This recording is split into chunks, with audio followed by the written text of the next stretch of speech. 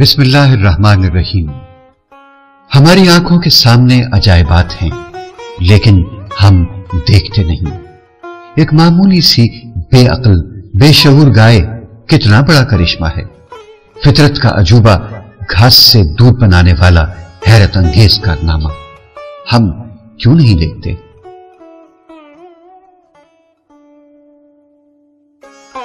اپنے حال پر افسوس کرنا، اپنے آپ پر ترس کھانا، اپنے آپ کو لوگوں میں قابل رحم ثابت کرنا اللہ کی ناشکر گزاری ہے۔ اللہ کسی انسان پر اس کی برداشت سے زیادہ بوجھ نہیں ڈالتا۔ بیمار اور لاغر روحیں ہمیشہ گلہ کرتی ہیں اور صحت مند ارواح شکر کرتی ہیں۔ زندگی پر تنقید خالق پر تنقید ہے اور یہ تنقید ایمان سے محروم کر دیتی ہے۔ ایک انسان نے دوسرے انسان سے پوچھا، بھائی آپ نے زندگی میں پہلا جھوٹ کب بولا؟ دوسرے نے جواب دیا، جس دن میں نے یہ اعلان کیا کہ میں ہمیشہ سچ بولتا ہوں۔ اپنے علم کو عمل میں لانے کے لیے یقین کے ساتھ ساتھ ایک رہنما کی ضرورت ہوتی ہے۔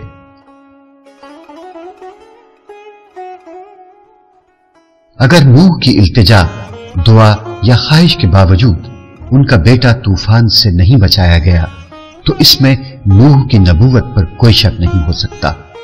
اللہ تعالیٰ کی مرضی ہے، چاہے تو ایک معمولی انسان کی دعا قبول کر لے، چاہے تو نبی کی بات ٹال دے۔ اللہ بے نیاز ہے۔ ہر انسان دوسرے انسان سے متاثر ہوتا رہتا ہے۔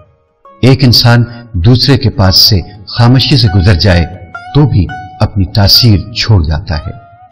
انسان دوسرے انسانوں کے لیے محبت، نفرت اور خوف پیدا کرتے ہی رہتے ہیں۔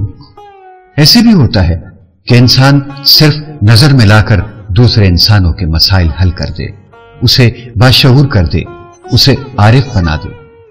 کچھ انسانوں کا قرب ہی علم کا ذریعہ بن جاتا ہے۔ اپنے قریب آنے والے اور پاس سے گزرنے والے اور نگاہوں میں رہنے والے انسانوں سے انسان بہت کچھ حاصل کرتا ہے، مگر خاموشی کے ساتھ۔ انسان دوسرے کی دولت دیکھ کر اپنے حالات پر اس قدر شرمندہ کیوں ہوتا ہے؟ یہ تقسیم تقدیر ہے۔ ہمارے لیے ہمارے ماں باپ ہی باعث تکریم ہیں۔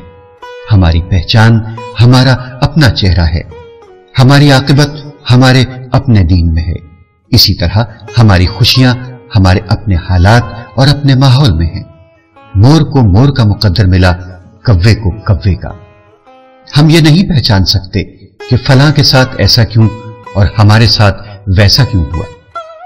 موسیٰ علیہ السلام نے اللہ سے پوچھا، اے رب العالمین، آپ نے چھپکلی کو کیوں پیدا فرمایا؟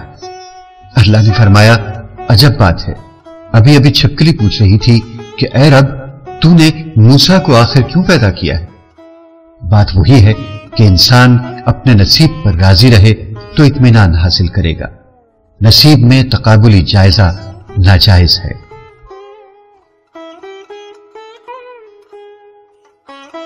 اس دنیا میں انسان نہ کچھ کھوتا ہے نہ پاتا ہے، وہ تو صرف آتا ہے اور جاتا ہے۔ تکلیف آتی ہے ہمارے اعمال کی وجہ سے، ہماری وسعت برداشت کے مطابق، اللہ کے حکم سے۔ ہر تکلیف ایک پہچان ہے اور یہ ایک بڑی تکلیف سے بچانے کے لیے آتی ہے۔ انکار اقرار کی ایک حالت ہے، اس کا ایک درجہ ہے۔ انکار کو اقرار تک پہنچانا صاحب فراست کا کام ہے۔ اسی طرح کفر کو اسلام تک لانا صاحب ایمان کی خواہش ہونا چاہیے۔ صحت کے لیے خوراک ضروری ہے، لیکن خوراک صحت نہیں۔ جس طرح موسم بدلنے کا ایک وقت ہوتا ہے، اسی طرح وقت کے بدلنے کا بھی ایک موسم ہوتا ہے۔ حالات بدلتے ہی رہتے ہیں، حالات کے ساتھ حالت بھی بدل جاتی ہے۔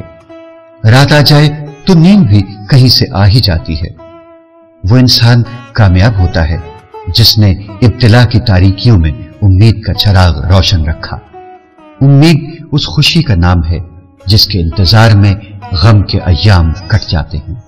امید کسی واقعے کا نام نہیں، یہ صرف مزاج کی ایک حالت ہے۔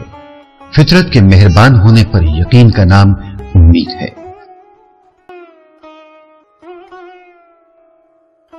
جو ذات شکم مادر میں بچے کی صورت گری کرتی ہے، وہی ذات خیال کی صورت گر بھی ہے، اور وہی ذات عمل کی صورت بھی پیدا فرماتی ہے۔ ہر چہرہ ایک رینج میں تاثیر رکھتا ہے، اسی طرح ہر خیال ایک دائرہ تاثیر رکھتا ہے، اور ہر عمل کا ایک دور ہے جس میں وہ مؤثر ہوتا ہے۔ اپنے دائرے سے باہر ہر مؤثر شے بے تاثیر ہو جاتی ہے۔ کچھ چہرے، خیال اور اعمال صدیوں پر محیط ہوتے ہیں اور زمانوں پر حاوی ہوتے ہیں۔